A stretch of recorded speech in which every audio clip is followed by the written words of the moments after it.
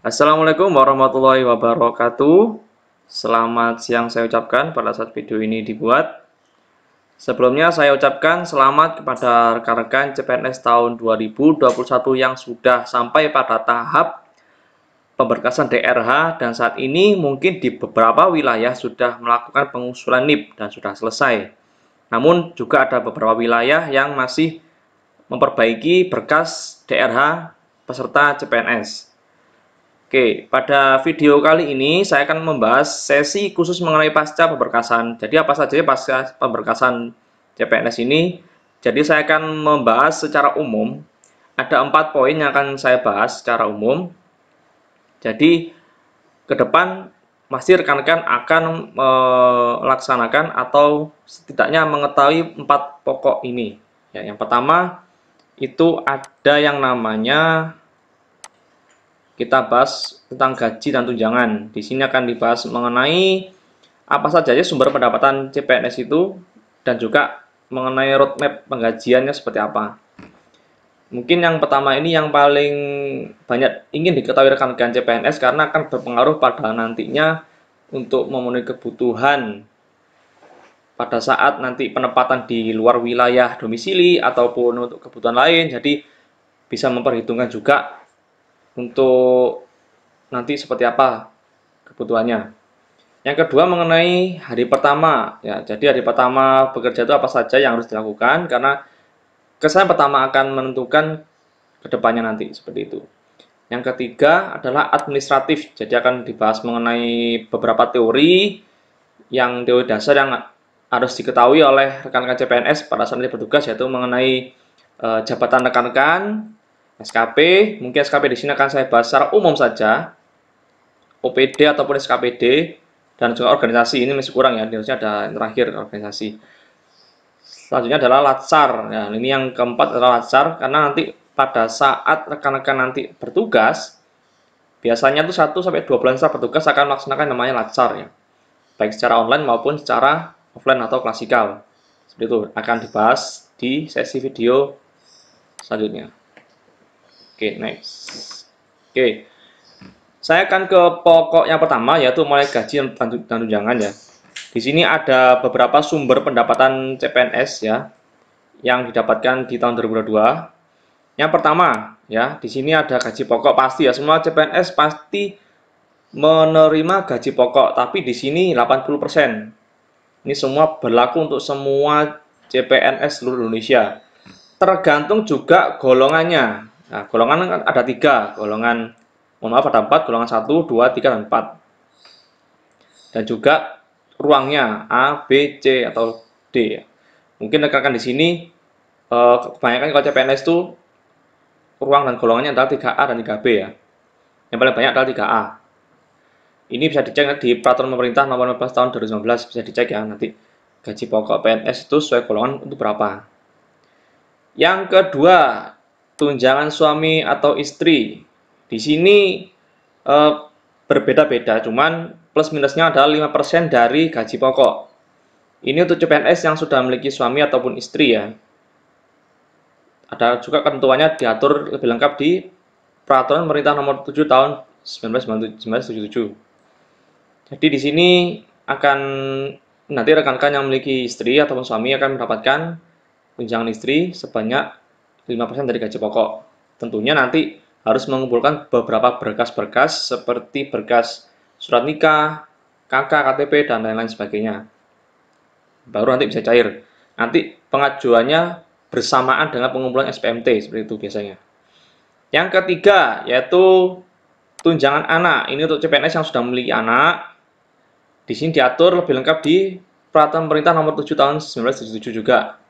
Yaitu besarnya kurang lebih plus minus 2% dari gaji pokok. Sama. Yang keempat adalah tunjangan fungsional umum. Di sini rekan-rekan tergantung juga golongannya, golongan berapa. Kalau golongan 3, tunjangan fungsional umum itu sebesar 185.000. Karena di sini kebanyakan memang CPNS itu golongannya golongan 3. Jadi saya di sini sekaligus menjawab pertanyaan rekan-rekan mengenai tunjangan fungsional ini ya. Nanti bisa rekan baca di Perpres nomor 12 tahun 2006.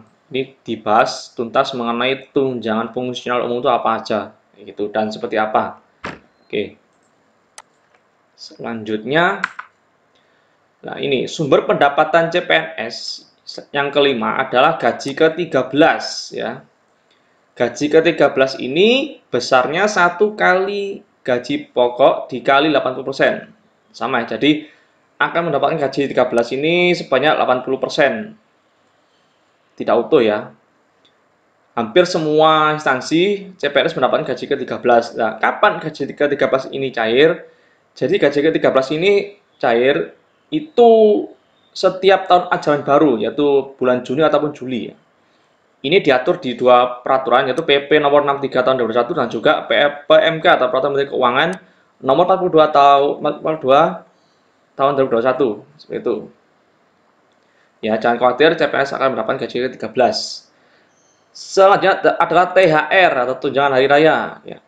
Pendapatan yang keenam ini mungkin ini akan diberikan ke rekan-rekan biasanya 2 minggu sebelum hari raya, yaitu besarnya sama 80% dari gaji pokok atau 1 kali gaji. Ada juga yang 2 kali, tergantung dari instansinya masing-masing. Seperti itu. Dan ini juga diatur sama di PP maupun PMK. Bisa dibaca nanti. Selanjutnya sumber yang ketujuh adalah tunjangan beras ya. Tunjangan beras di sini itu kurang lebih besar 2% dari gaji pokok. Dan juga setiap daerah bisa saja berbeda. Nanti bisa dicek di slip gajinya. Jadi rekan-rekan, saya sarankan ketika nanti gajian pertama, jangan lupa untuk meminta slip gaji. Karena di situ akan tercantum detail apa saja yang rekan-rekan terima sumber pendapatannya. Dan juga akan terlihat potongannya apa saja. Gitu. Yang ke-8 adalah tunjangan kinerja atau TPP atau remunerasi. Oke, jadi di sini saya garis bawahi, tidak semua CPNS di beberapa instansi itu dapat ya. Ada yang dapat TPP, ada yang dapat remunerasi, ada yang dapat tukin atau tunjangan kinerja. Biasanya tukin ini didapatkan di kementerian ya. TPP ini di kabupaten kota atau Pemda, remunerasi biasanya di Pemprov Jatim, di Pemprov ya.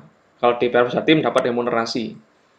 Situ. Jadi besarnya pun juga diatur sesuai dengan peraturan perdanya ya.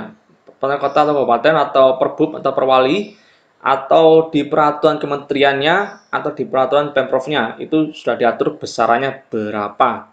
Tergantung juga kelasnya kelas berapa, kelas jabatannya. Jadi setiap daerah pasti berbeda, setiap instansi berbeda, seperti itu. Oke, next. Nah, ini adalah beberapa simulasi penerimaan gaji pokok, THR, ataupun gaji ke-13 CPNS di tahun 2022 ini ya. Yang pertama, pastinya pertama ini sebelum menerima gaji, CPNS harus menerima SK dan juga TMT. Biasanya SK TMT ini tanggal 1 setelah bulan pengusulan NIP maksimal ya. Kalau yang tahun ini kan Februari, harusnya akhir Februari ini sudah selesai pengusulan NIP. Kemungkinan paling cepat itu Maret terima SK dan juga TMT.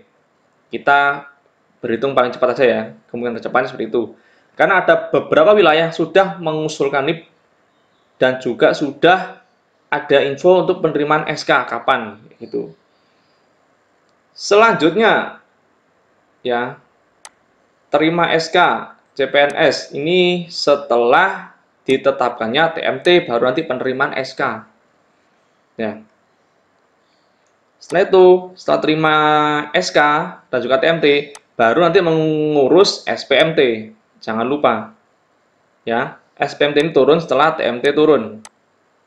SPMT ini digunakan untuk mengurus gaji pokok. Ya, biasanya ya 1 bulan setelah SPMT disubmit ini maksimal biasanya sudah bisa diproses. Selanjutnya apa? Nah, ini THR.